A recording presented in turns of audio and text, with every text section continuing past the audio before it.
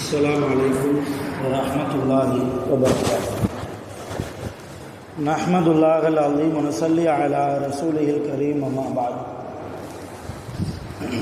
அன்பான பெரியோர்களே, அல்லாஹ்வின் அருளால் ஃபஜ்ருடைய தொழுகையை தொழுதுவிட்டு அல்லாஹ்வை பற்றியும் அல்லாஹ்வுடைய ரசூலை பற்றியும் மார்க்கத்தை பற்றியும் பேசுவதற்காக கேட்பதற்காக நாம் எல்லாம் அமர்ந்திருக்கிறோம். ரப்புல் ஆலமீன் அல்லாஹ் ஜல்லஷானஹு வ தஆலா நம்முடைய எல்லா அமல்களையும் பரிபூர்ணமாக கபூல் செய்வானாக. ஆமீன். கைர் பரக்கத்துகள் நிறைந்த நாளாக கெட்ட முடிவுகளை விட்டும் முசீபத்துகளை விட்டும் உலகத்தின் ஆபத்துகள் அல்லாஹ்வின் படைப்புகளின் தீங்குகளை விட்டும் பாதுகாப்பு பெற்ற நாளாக அல்லாஹ் இந்த நாளை நமக்கு அமைத்து தருவானாக. ஆமீன். அருமையானவர்களே, உலகத்தில் வாழக்கூடிய ஒரு மனிதன்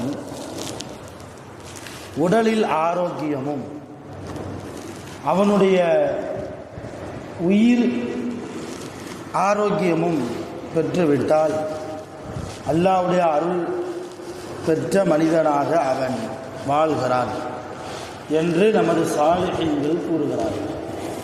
உலகத்தில் வாழக்கூடிய மனிதனுக்கு உடல் ரொம்ப முக்கியம். உடல் பழுது போய்விட்டால், ஆரோக்கியம் இல்லாமல் ஆகிவிட்டால் நினைச்சதை கூட சாப்பிட முடியாது இல்லையா?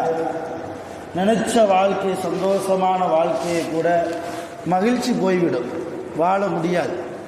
இப்போ உடலில் ஆரோக்கியம் முக்கியம், இன்னொரு பக்கம் உயிரில் ஆரோக்கியம் வேண்டும்.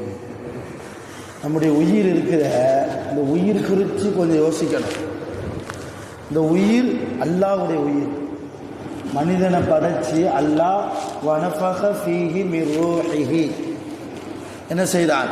அந்த மனிதனுக்குள்ளே அல்லாஹ் தன்னுடைய ரூஹை ஊதினான். நம்மளை படைச்சி அல்லாஹ் என்ன செய்யறான்? அவனுடைய உயிரை நமக்குள்ளே ஊதி இருக்கிறான். இப்போ நம்ம உயிரில் அல்லாஹ்வுடைய ரூஹும் கலந்திருக்கிறது, அல்லாஹ்வுடைய ரூஹும் கலந்திருக்கிறது.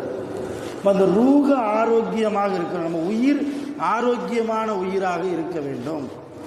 உடல், எந்த உடலை நாம் பேணி பாதுகாத்து ஆரோக்கியமாக இருக்கணும், சந்தோஷமாக வாழணும் என்பதற்காக ஒவ்வொரு விஷயத்தையும் பார்த்து பார்த்து நாம் செய்கிறோமோ இல்லையா? உடல் ஆரோக்கியமாக இருக்கணும்னா சாப்பாட்டை குறைக்கணும்.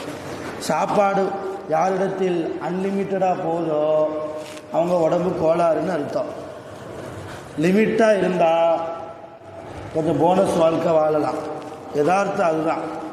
அப்போ உடல் அந்த அளவு நாம் இந்த உடலை என்ன செய்கிறோம்? பேணி பாதுகாத்து வைக்கிறோம். அப்படி நம்மால் பேணி பாதுகாக்கப்படக்கூடிய இந்த உடல் நாளை கபருக்கு போனதற்கு பின்னால் புழுக்களுக்கு இரையாகிறது. இதானே? புழுக்களுக்கு இரையாகிறது. ஆனால் நல்லா விளங்கணும், உடலுக்கு தான் மவுத்தே தவிர உயிருக்கு மவுத்து கிடையாது. நம்ம வச்சிருக்கிற இந்த உடம்புக்கு தான் மவுத்து, உயிருக்கு மவுத்து கிடையாது. இந்த உடம்பை விட்டும் உயிர் வெளியாகிறதுக்கு பின்னால் அது எங்கே இருக்கணுமோ அங்கே இருக்கும். அல்லாஹ் எங்கே வைக்கணும்னு ஆசைப்படுறானோ அங்கே வைப்பான். அது சுவனமா நரகமா அது அல்லாஹ்வுக்கே வெளிச்சம். அல்லாஹ் நம் அனைவர்களையும் நரகத்தை விட்டும் பாதுகாப்பானாக. அருமையானவர்களே, அப்போ அப்படிப்பட்ட அழியாத உயிர் ஆரோக்கியமாக இருப்பதற்கு என்ன செய்யணும்?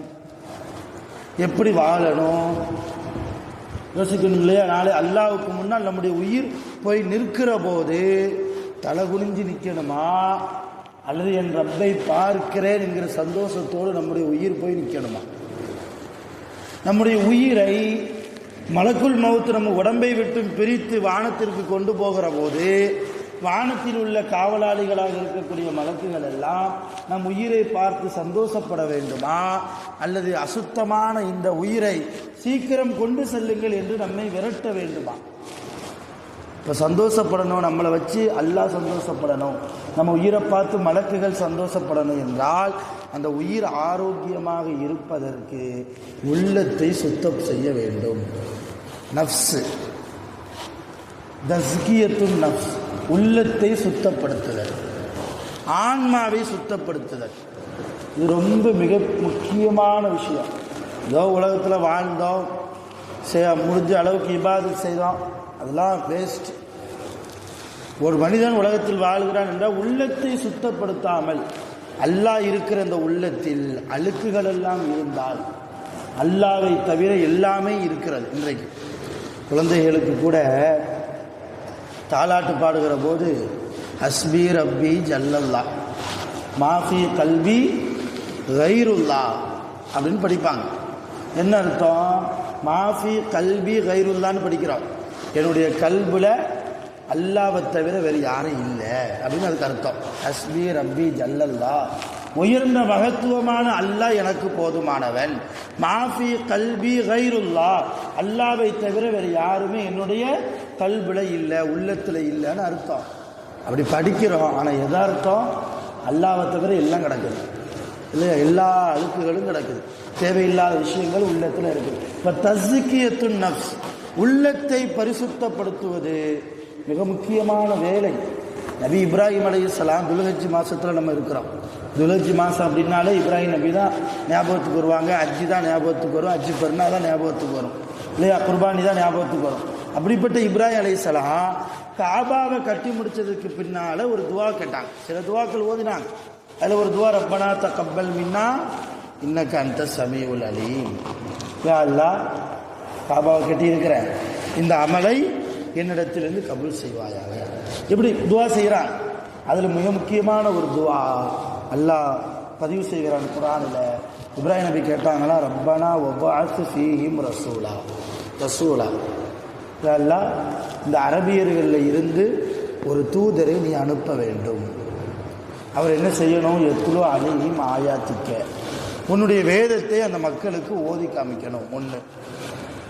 ரெண்டாவது, வயு அல்லிமுகமுல் கித்தாப வயு அல்லிமுகமுல் கித்தாப, ரெண்டாவது அந்த வேதத்தை மக்களுக்கு கற்றுக் கொடுக்கவும் வேண்டும்.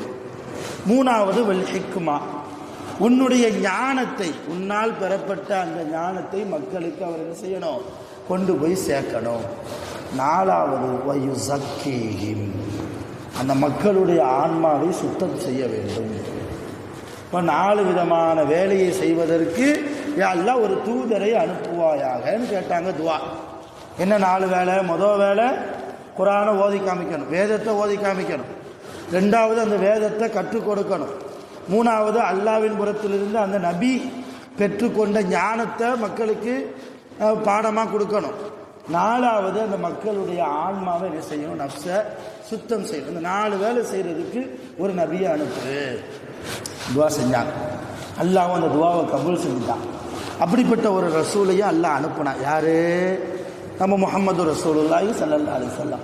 அவங்கள அனுப்பின விஷயமா அல்லாஹ் இன்னொரு இடத்துல சொல்லுகிற போது, ஹுவல்லதி பஅஸ ஃபில் உம்மீன ரசூலம் மின்ஹும், எழுத படிக்க தெரியாத அந்த பாமர அரபி மக்களுக்கு ஒரு ரசூலை நான் அனுப்பினேன்.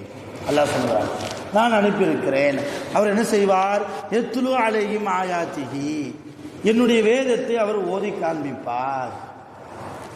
அடுத்து வயு ஸக்கீஹிம், ஆன்மாக்களை சுத்தம் செய்வார். அடுத்து வேதங்களை கற்றுக் கொடுப்பார், ஞானங்களை கற்றுக் கொடுப்பார் அப்படின்னு நல்லா சொல்றான். இந்த 2 ஆயத்தையும் நல்லா விளங்குங்க. இப்ராஹிம் நபி கேட்ட துவால ஆன்மாவை பரிசுத்தம் செய்யணும் அப்படின்னு அவங்க கேட்டது 4வது. 4வதாக தான் அந்த வேலையை கேட்டாங்க. முதலாவது வேதத்தை ஓதணும், ரெண்டாவது அந்த வேதத்தை கற்றுக் கொடுக்கணும், மூணாவது ஞானத்தை கற்றுக் கொடுக்கணும், 4வது ஆன்மாக்களை சுத்தம் செய்யணும். 4வதாக தான் தஸ்கியத்துன் நஃப்ஸை வச்சாங்க, ஆன்மாவை சுத்தம் செய்கிற வேலை. ஆனால் அல்லாஹ் சொல்லும்போது முதலாவது வேதத்தை கற்றுக் ஓதுவார், ரெண்டாவது ஆன்மாவை சுத்தம் செய்வார். குர்ஆனை ஓதுறோமா, அது முக்கியம். அதுக்கு அடுத்தபடியாக தொழுவார், தொழுகையை கற்றுக் கொடுப்பார். எல்லா தொழுகையிலையும் முன்பின் சுன்னத்துக்களை எல்லாம் பேணி தொழுவார், நிறைய நோன்பு வைப்பார். அதையெல்லாம் அல்லாஹ் சொல்லலை. உன் நஃப்ஸு தெளிவாக இருக்கணும். உன்னுடைய நஃப்ஸு யாருக்கும் பாதகம் இல்லாத உயிராக, நஃப்ஸாக, ஆன்மாவாக, பரிசுத்தமான ஆன்மாவாக உன் நஃப்ஸ் இருக்கணும். இப்போ ரசூலுல்லாஹி ஸல்லல்லாஹு அலைஹி வஸல்லம் அவர்கள் இந்த உலகத்திற்கு அனுப்பப்பட்ட பல நோக்கங்களில் மிக முக்கியமான நோக்கம் நஃப்ஸை, உள்ளத்தை சரிபடுத்துவது. நம்முடைய உள்ளத்தை சரிபடுத்தினால் உயிர் ஆரோக்கியமாக இருக்கும். ஆரோக்கியமான உயிருக்கு நாளை கியாமத்தில் என்ன சன்மானம்? ஃபஇன்னல் ஜன்னத ஹியல் மஅவா, ஆரோக்கியமான உயிர் யார் நஃப்ஸை கட்டுப்படுத்தி வாழ்ந்தாரோ, பரிசுத்தமான நஃப்ஸை கொண்டு யார் வாழ்ந்தாரோ அவருக்கு ஒதுங்கும் இடம் சுவனம். அல்லாஹ் சுபசோபனம் சொல்லிவிட்டான். எல்லாம் தெரியும். யார் வெற்றியாளர்? எல்லாம் சொல்றான். அல்லாஹ்வுடைய பார்வையில் யார் வெற்றியாளர் தெரியுமா? கத் அஃப்லஹ மன் ஸக்காஹா. வஷம்சி சூரால சொல்றான், கத் அஃப்லஹ மன் ஸக்காஹா. யார் உள்ளத்தை தூய்மைப்படுத்துகிறாரோ அவர்தான் வெற்றியாளர். தொழுபவர் வெற்றியாளர்னு எல்லாம் சொல்லல. நல்லா விளங்கணும். தொழுகை முக்கியம்தான். இந்த இடத்துல தொழுகை சம்பந்தமா அல்லாஹ் பல வசனங்களில் சொல்றான். ஆனா வஷம்சி சூரால கது அஃப்லஹ மன் ஸக்காஹா, யார் உள்ளத்தை சுத்தம் செய்கிறாரோ அவர் வெற்றியாளர். வகத் ஹாப மன் தஸ்ஸாஹா, யார் உள்ளத்தை கலங்கச் செய்கிறாரோ, உள்ளத்தில் யார் அழுக்கை சேர்க்கிறாரோ அவர் நஷ்டவாளி. அல்லாஹ் சொல்லுங்க. இப்போ அல்லாஹ்வுடைய பார்வையில் நம்முடைய உள்ளத்தை பரிசுத்தப்படுத்தி வெற்றியாளர்களாக நாம் இருக்க வேண்டும். உள்ளத்தில் அல்லாஹ் அல்லாத விஷயங்களை எல்லாம் போட்டுக்கொண்டு அழுக்கு படிந்த உள்ளமாக நாம் மாற்றினால் அல்லாஹ்வுடைய பார்வையில் நாம் நஷ்டவாளிகளாக இருக்கிறோம். இந்த நஃப்ஸ் இருக்க நிறைய சேட்டை செய்யும். இமாம்னா கஸ்ஸாலி ரஹ்மத்துல்லாஹ் திமிஷ்க் நாட்டுக்குள்ளே போனாங்க. அந்த நாட்டில் மிக பிரம்மாண்டமான பிரபலியமான ஒரு மதரசத்துல் ரஹ்மானியா, மதரசத்துல் அமீனியா என்று அந்த மதரசாவுக்கு பேர். அந்த மதரசாவுக்குள்ளே போகிறாங்க இமாம் கஸ்ஸாலி ரஹ்மத்துல்லாஹ். அந்த மதரசாவினுடைய முதல்வர் ஆயிரக்கணக்கான மாணவர்களுக்கு பாடம் நடத்துகிறாங்க. ஷரியத்து சம்பந்தப்பட்ட மார்க்க கல்வி சம்பந்தப்பட்ட பாடம் நடத்துகிறாங்க. அப்படி நடத்தும் போது அந்த காலத்தில் இருக்கக்கூடிய ஏதோ ஒரு சட்ட பிரச்சனையை மாணவர்களுக்கு பாடமாக விளக்கி கொண்டிருக்கிற போது அந்த முதல்வர் உஸ்தாத் மாணவர்களுக்கு சொல்கிறார், என் அருமை பிள்ளைகளே, மாணவர்களே, இந்த சட்டம் சம்பந்தமாக இமாம் ஷாஃபி இதை கூறியிருக்கிறார், இமாம் அபு ஹனீஃபா இதை கூறியிருக்கிறார்கள், இமாமுல் கௌசுல் ஆலம் முஹித்தீன் அப்துல் காதிர் ஜீலானி அவங்க இதை சொல்லியிருக்கிறாங்க, இமாம் மாலிக் ரஹ்மத்துல்லாஹ் இதை சொல்லியிருக்கிறாங்க. அப்போ ஒவ்வொரு நல்லோர்களுடைய கருத்துக்களை எல்லாம் பதிவு செஞ்சுட்டு வர்ற அந்த முதல்வர் லாஸ்டில் சொல்கிறாங்க, நம்ம காலத்தில் வாழக்கூடிய இமாம் கஸ்ஸாலி அவங்க இந்த கருத்தை சொல்லியிருக்கிறாங்கன்னு ஒரு கருத்தை சொன்னாங்க.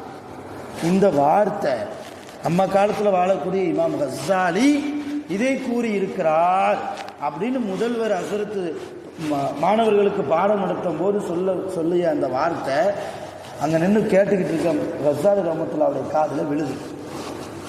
அவங்க காதில் விழுது. ஒரு நேரம் கஸ்ஸாலி ரஹ்மத்துல்லாஹ் கையை உயர்த்தாங்க, யா அல்லாஹ், இனிமேல் இந்த திமிஷ்குள்ளே நான் வரமாட்டேன், இனிமேல் இந்த திமிஷ்கு நாட்டுக்குள்ளே நான் வரமாட்டேன், இப்பொழுதே இந்த நாட்டை விட்டு நான் என்ன செய்கிறேன், வெளியே போகிறேன்னு சொல்லி கிளம்பிட்டாங்க. சொல்லிட்டு இமாம் கஸ்ஸாலி ரஹ்மத்துல்லாஹ் சொல்கிறாங்க, நான் எதுக்கு வெளியே போனேன் தெரியுமா அந்த நாட்டை விட்டு? என் கண்படவே என் காது கேட்கவே என்னை பற்றி புகழ்ந்து ஒரு மனிதர் பேசுகிறார் இல்லையா? இமாம் கஸ்ஸாலி ரஹ்மத்துல்லாஹ் நம்ம காலத்தில் வாழக்கூடிய மிகப்பெரிய இமாம். அவங்க இந்த சட்டத்திற்கு இந்த விளக்கத்தை தந்திருக்கிறாங்க அப்படின்னு சொல்லும்போது என்னுடைய நஃப்ஸை நான் பார்த்தேன், கொஞ்சம் சந்தோஷப்படுற மாதிரி தெரியுது. பொதுவாகவே நம்மளை பற்றி பெருமையாக பேசினா, ஜெருத்து இன்னைக்கு பயான் பட்டையை கிளப்பிட்டீங்கன்னா எனக்கு கொஞ்சம் சந்தோஷம் வரும். அந்த சந்தோஷம் ஆபத்து என்கிறார்கள் இமாம் கஸ்ஸாலி ரஹ்மத்துல்லாஹ். அந்த சந்தோஷம் ஆபத்து. அங்கே என்ன இந்த மனுஷன் அழகா தொழுகிறாரு, நம்ம காதில் கேட்டால் நம்ம நல்ல வணக்கசாலி.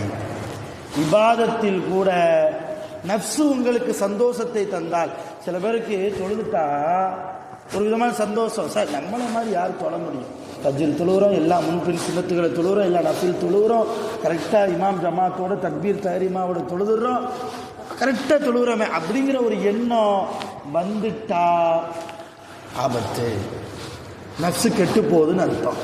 நஃப்ஸு ஒன்றை கெடுக்கிறது என்று அர்த்தம் என்கிறார்கள் இமாமுனா கஸ்ஸாலி ரஹ்மத்துல்லாஹ். அப்போ நான் பார்த்தேன், என்னை பற்றி புகழ்ந்து பேசுகிற போது என் மனசு கொஞ்சம் சந்தோஷப்படுது, ஆகா இனிமேல் இந்த நாட்டுக்குள்ளே நம்ம இருக்கக்கூடாது, வெளியே விடலாம். இப்போ நஃப்ஸை கட்டுப்படுத்துவதற்கு என்னென்ன வழியோ எல்லா வழியையும் செய்தவர்கள் இமாம்னா கஸ்ஸாலி ரஹ்மத்துல்லாஹி அலைஹி. இது போன்ற நிறைய இமாம்கள். அந்த அடிப்படையில் வந்திருக்கிற நாமும் முஸ்லீம்களாக இருக்கிறோம், மூமின்களாக ஈமான்தாரிகளாக இருக்கிறோம். கூடுமான வரைக்கும் நம்ம நஃப்ஸை கட்டுப்படுத்தணும். சாப்பிட்டுக்கிட்டே இருப்போம், இன்னும் ஒரு கரண்டி போட்டு சாப்பிட்டா நல்லா இருக்குமே தோணும், கையை கழுவிடணும். அதுதான் நஃப்ஸை கட்டுப்படுத்துறது.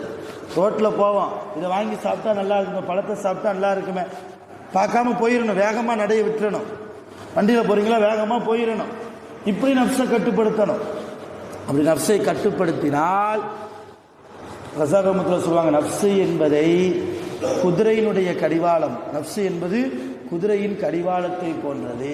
அந்த கடிவாளத்தை உன் கையில் வச்சிருந்தன்னா நீ திரும்புகிற திசையில் குதிரை போகிற மாதிரி உன் வாழ்க்கை அமையும். அந்த கடிவாளத்தை விட்டுட்ட, அந்த நஃப்ஸை கட்டுப்படுத்துறதுக்கு விட்டுட்ட, குதிரை போகிற போக்கில் தான் நீ போகணும் இல்லையா? அப்போ நஃப்ஸு கெட்டதை தான் ஏவும், நஃப்ஸு கெட்டதைத்தான் ஏவும்.